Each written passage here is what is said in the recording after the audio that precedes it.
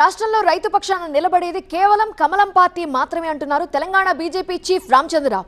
ధాన్యం చివరి గింజ కొనేంత వరకు పోరాటం ఆగదన్నారు. రైతులు ఇంత గోసపడుతుంటే మంత్రులు ఏం చేస్తున్నారో తెలియట్లేదని ఆగ్రహం వ్యక్తం చేసిన ఆయన సీఎం రేవంత్ ఢిల్లీకి వెళ్లటం తప్పితే రాష్ట్రానికి చేసిందేమీ లేదన్నారు. కొనుగోలు ఎప్పటి నుంచి స్టార్ట్ చేసిన 25 ఏప్రిల్ నుంచి స్టార్ట్ చేశారు. అంటే ఒక నెల ఆలస్యం చేశారు. ఇది మొట్టమొదటి పొరపాటు యొక్క ప్రభుత్వాన్ని. దాని తర్వాత కొనుగోలు చేసేటప్పుడు కూడా ఆ కొనుగోలు కేంద్రాలు టార్పోలిన్ లేవు, అమాలీలు లేరు. అదేవిధంగా రైస్ మిల్లులకు పంపించే దాంట్లో ప్రతి ఒక్క బస్తాకు 4 కేజీల ఒక ఏదైతే ధాన్యం ఉందో దాన్ని తగ్గిస్తున్నారు బస్తాకు.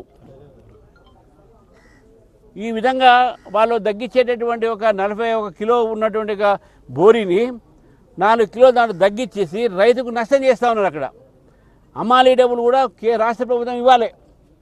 ఆ రాష్ట్ర ప్రభుత్వం ఇవ్వట్లే, రైతులే ఇస్తూ ఉన్నారు. బోరీలు సప్లై చేయలే.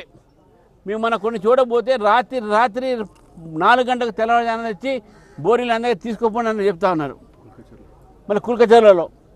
కాబట్టి ఇటువంటి ఒక పరిస్థితి ఎందుకు వచ్చింది? రేవంత్ రెడ్డి గారు ఆలోచించాలి. వాళ్ళ అగ్రికల్చర్ మినిస్టర్ ఏం చేస్తున్నారు, వాళ్ళ రెవెన్యూ మినిస్టర్ ఏం చేస్తూ ఉన్నారు, వాళ్ళ మంత్రివర్గం ఏం చేస్తూ ఉంది. ఊరికే ఢిల్లీకి పోవడం రావడం కాదు కదా మేము ముఖ్యమంత్రి అయింది. రైతు గోస కూడా మీరు పట్టించుకోవాలి.